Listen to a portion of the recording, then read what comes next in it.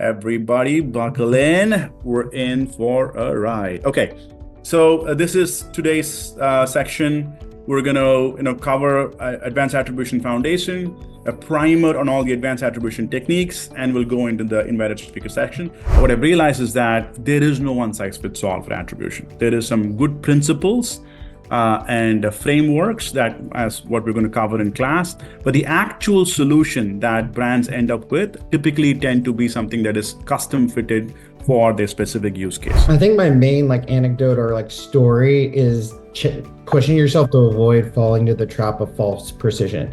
At Instacart, we were evaluating investment decisions across multiple channels, paid marketing, incentives, CRM. We're looking at internal and external variables, seasonal variables, even marketplace variables, because it is a marketplace business. And it's very easily to fall in the trap of false precision.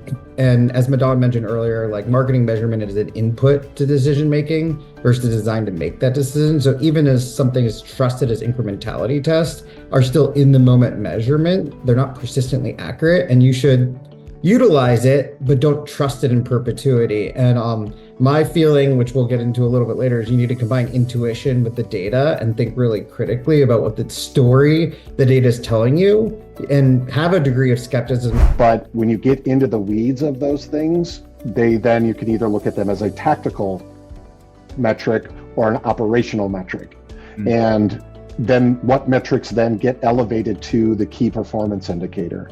In getting everybody aligned around that, I've actually taught classes where I go into clients and say, all right, let's start by writing a goal. Typically when I'm thinking about a channel, what's my experience with it?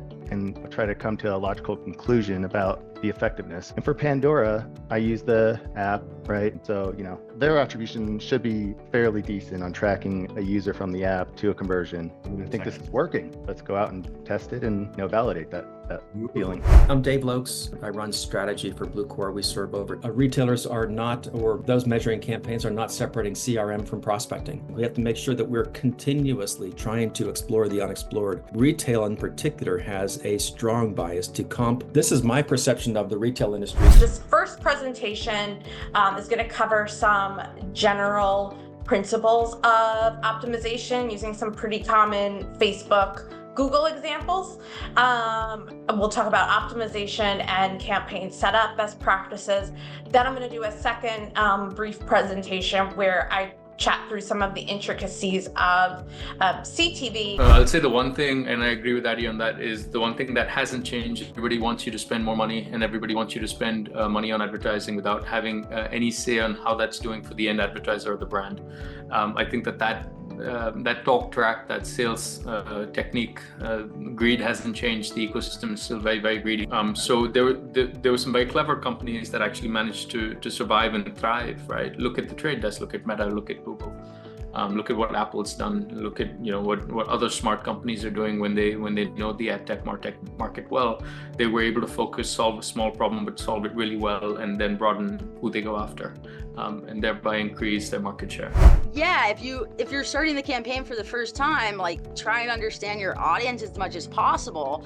But your biggest lever is creative, and nobody has unpacked that. And then you can slice that all by audience and deliver people what they want. So when we talk about the process behind any geo experiment, there will be 3 different phases.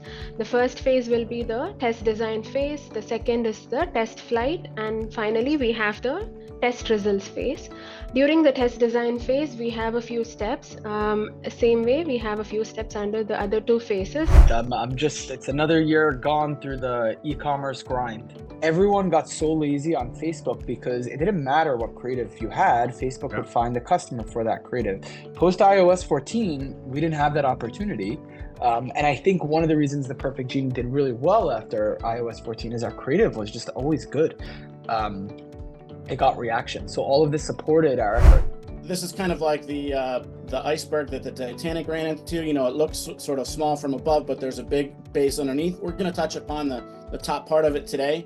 I will sort of start it off by saying that the where in attribution and marketing is powerful, underutilized, and oversimplified. That sometimes getting the first model out is quick and easy, right? But then iterating, getting to a point where the model makes a lot of sense and also educating and guiding kind of the clients to a point where they feel comfortable taking decisions, right? So we thought, okay, let's have a common platform that can give us a machine and also all the predefined ROB and libraries loaded, so that we are able to reproduce the results and essentially have less ambiguity while presenting the results. And do more things in terms of what they do for us, because it's, again, it's a small part of the total. We make up, I don't know what percentage of total US sales, right? Let's say it's 5%. You can't really model from there, and going out to 10 of the biggest retailers out there and get the data and get it in a form that's actually workable in the sense that it's clean.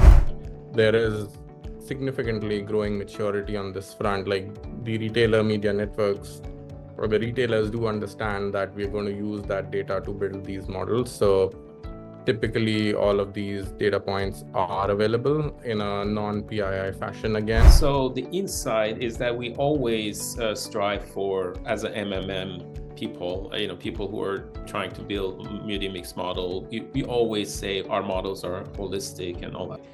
But what I've discovered is that, especially when we get to complex areas like CPG, it may not even be possible to build one big model that does everything you want to do. So we can change perhaps our perspective, our philosophy of looking at it, and say, well, instead of trying to merge everything into one big model, maybe we have to live with smaller, more targeted models. In a case where you only have a test market without control markets, where you're saying, okay, we had this test market, here's what it looked like before we implemented the this test. Is matching test and control. Have we talked about how to do estimated percentage lift yet, outside of, you have to kind of start somewhere, right? Okay, so serum experimentation. So this is all about figuring out how to maximize the value of first-party data across a house file or across your customer base or across all of your first-party data that a brand may